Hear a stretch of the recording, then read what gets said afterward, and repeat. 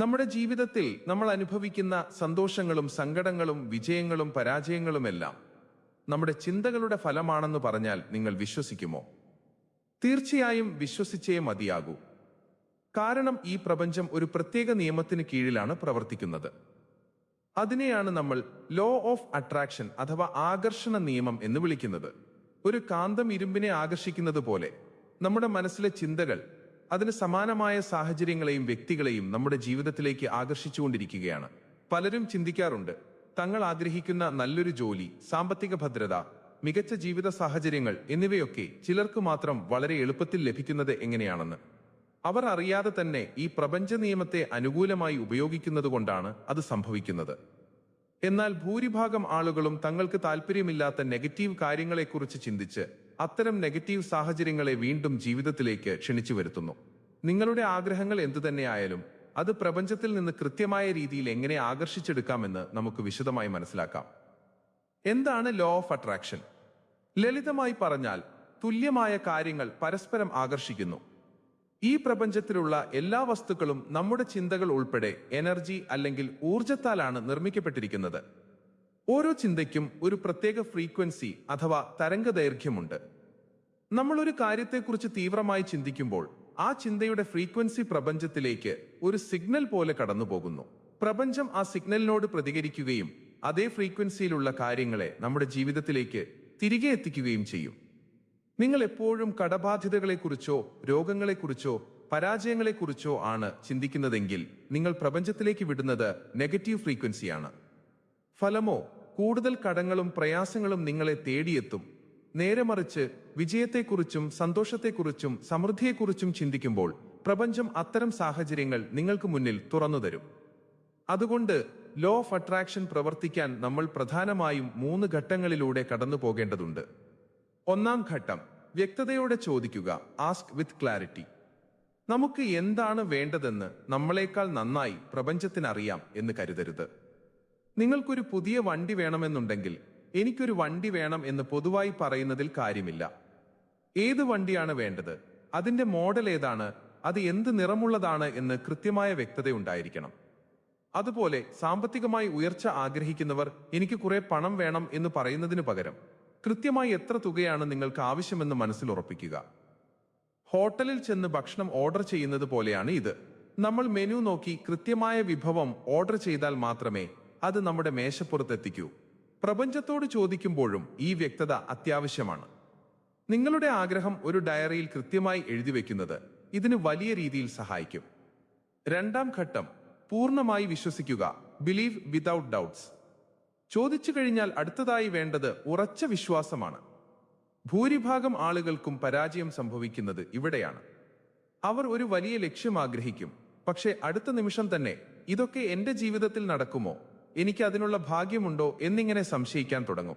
നിങ്ങൾ എപ്പോഴാണോ സംശയിക്കുന്നത് അപ്പോൾ തന്നെ പ്രപഞ്ചത്തിലേക്കുള്ള പോസിറ്റീവ് എനർജിയുടെ ഒഴുക്ക് തടസ്സപ്പെടുന്നു.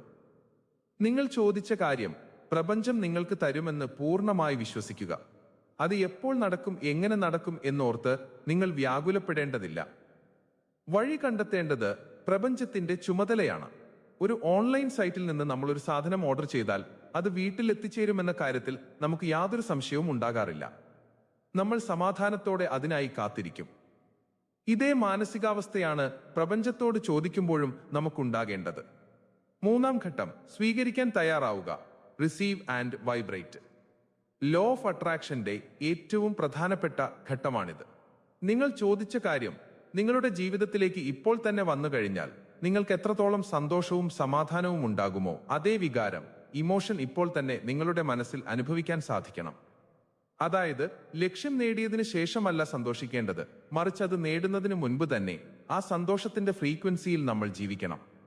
പ്രപഞ്ചം പ്രവർത്തിക്കുന്നത് വാക്കുകളിലൂടെയല്ല, വികാരങ്ങളിലൂടെയാണ്.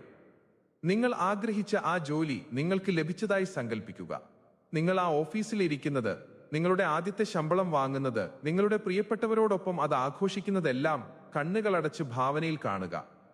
ആ സമയത്ത് നിങ്ങളുടെ ഉള്ളിൽ ഉണ്ടാകുന്ന പോസിറ്റീവ് എനർജിയാണ് ആ ആഗ്രഹത്തെ വേഗത്തിൽ നിങ്ങളിലേക്ക് എത്തിക്കുന്നത്. പ്രാക്ടീസ് ചെയ്യേണ്ട 2 പ്രധാന വിദ്യകൾ. ദിവസവും രാവിലെ എഴുന്നേൽക്കുമ്പോഴോ അല്ലെങ്കിൽ രാത്രി ഉറങ്ങാൻ കിടക്കുന്നതിന് തൊട്ടുമുമ്പോ 5 മിനിറ്റ് നേരം കണ്ണുകൾ അടച്ച് ശാന്തമായിരിക്കുക. നിങ്ങളുടെ ലക്ഷ്യങ്ങളെല്ലാം സഫലമായതായി മനസ്സിൽ ഒരു സിനിമ പോലെ കാണുക. ആ സന്തോഷം പൂർണ്ണമായി അനുഭവിക്കുക. ഉറങ്ങാൻ കിടക്കുന്ന സമയത്ത് നമ്മുടെ ഉപബോധ മനസ്സ്, സബ് കോൺഷ്യസ് മൈൻഡ്, വളരെ സജീവമായിരിക്കും. ആ സമയത്ത് നൽകുന്ന ചിന്തകൾ വളരെ വേഗത്തിൽ പ്രപഞ്ചവുമായി കണക്ട് ചെയ്യപ്പെടും. 2. കൃതജ്ഞത പ്രകാശിപ്പിക്കുക. ഗ്രാറ്റിറ്റ്യൂഡ്. ഈ ലോകത്തിലെ ഏറ്റവും ഉയർന്ന പോസിറ്റീവ് എനർജി ഉള്ളത് നന്ദി പ്രകാശിപ്പിക്കുന്നതിനാണ്. നിലവിൽ നിങ്ങളുടെ ജീവിതത്തിലുള്ള നല്ല കാര്യങ്ങൾക്ക്, അത് ചെറുതാണെങ്കിൽ പോലും, പ്രപഞ്ചത്തോട് ദിവസവും നന്ദി പറയുക. നമുക്കുള്ള നല്ല വീട്, ഭക്ഷണം, ആരോഗ്യം, സ്നേഹമുള്ള കുടുംബം, ഇതിനെല്ലാം നന്ദിയുള്ളവരായിരിക്കുമ്പോൾ നമ്മുടെ ഉള്ളിലെ നെഗറ്റിവിറ്റി മാറുകയും കൂടുതൽ നല്ല കാര്യങ്ങൾ ആകർഷിക്കപ്പെടാനുള്ള എനർജി ലെവലിലേക്ക് നമ്മൾ ഉയരുകയും ചെയ്യും. എനിക്കതില്ല, ഇതില്ല എന്ന് പരാതി പറയുന്നവർക്ക് പ്രപഞ്ചം വീണ്ടും പരാതി പറയാനുള്ള സാഹചര്യങ്ങൾ മാത്രമേ നൽകൂ. പ്രവർത്തനവും അനിവാര്യമാണ്. Inspired action. പലരും തെറ്റിദ്ധരിച്ചിരിക്കുന്നത് മുറിക്കുള്ളിൽ കണ്ണുമടച്ചിരുന്നാൽ മാത്രം കാര്യങ്ങൾ നടക്കും എന്നാണ്. എന്നാൽ ലോ ഓഫ് അട്രാക്ഷൻ എന്നത് വെറുമൊരു മടിയന്റെ ചിന്തയല്ല.